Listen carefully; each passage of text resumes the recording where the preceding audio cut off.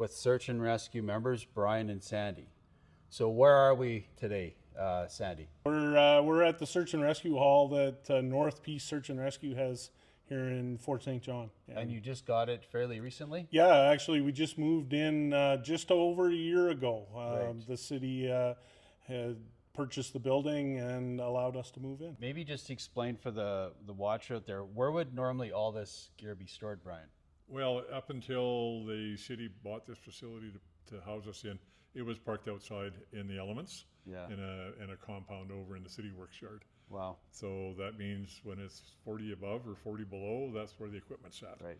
So now it's inside, it's protected, it's out of the weather, it's again secure, and it gives us that opportunity to pull the equipment out of the trucks and trailers and train, and then not having to scramble to get it back in and get it back outside where it's cold. Right. Well, and even this trailer that we're standing in front of, you had said that normally it's outside in minus 25. When you're going out to go rescue somebody, you have to bring it up and get it warmed up and everything. Yeah. Now you don't have to do that. It's at least 2 hours ahead of time. Absolutely, yeah. We're shaving time off, not having to scrape the snow and ice off the windshield, and warming up the truck, and then getting all of our gear warm. So all of our dry suits and equipment is warm, and our members get into there. So it gets us out of the building quite a bit faster, and makes us more effective and more efficient. Being in this facility is probably attributed to saving at least two lives. Yeah, we had a recent rescue where we were able to help people that unfortunately had entered the water in a local river,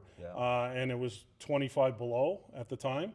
And because our gear and equipment was warm in the hall here, our rescuers were able to get to the site and get in their gear quicker. Right. And we're pretty confident that it saved a couple of lives. It's more than just the convenience. It's actually human lives were saved by being in this building. Absolutely. Yeah, How cool is that? Definitely aided in saving those two people's lives. We take it for granted in Fort St. John that we have a great search and rescue team in this facility, but maybe explain for people in the North Peace area, is this unique in the province?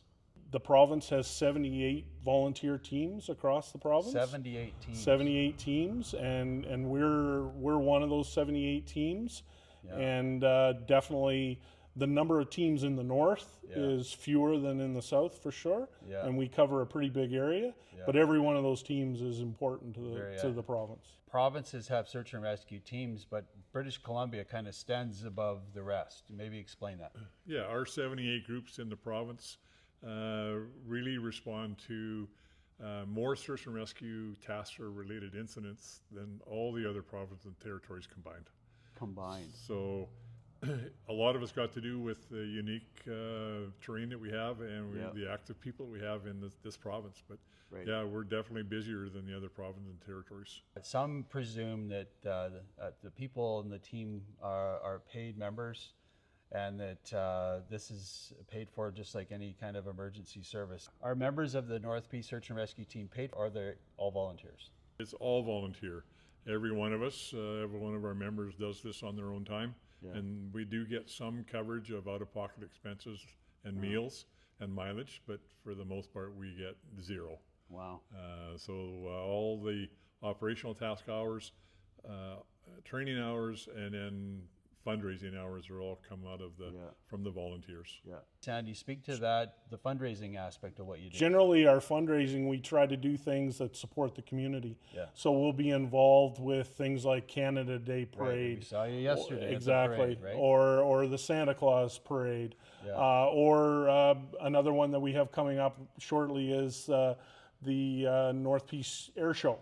Right. And so we'll be involved with parking there. Yeah. And so all of those things help us collect some of the funds that we need to do our do the work we do. Do what you do. Any last comments, Brian? Well, just again, thanks to the City of Fort St. John and the people in the North Peace region for all the support that they do provide for us. We're very fortunate. This facility has changed the way we do business substantially. Right.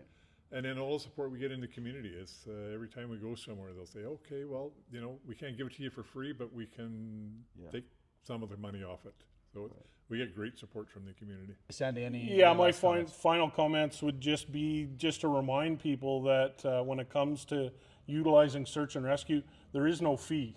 Right. and we're happy to help everybody. Yeah. And please, if you do need our services, please call as soon as you can. The best number to call is 911. 911 You to bet. get search and rescue. You bet. And if you want education or information on what to do in the backcountry and how to be prepared, go to adventuresmart.ca.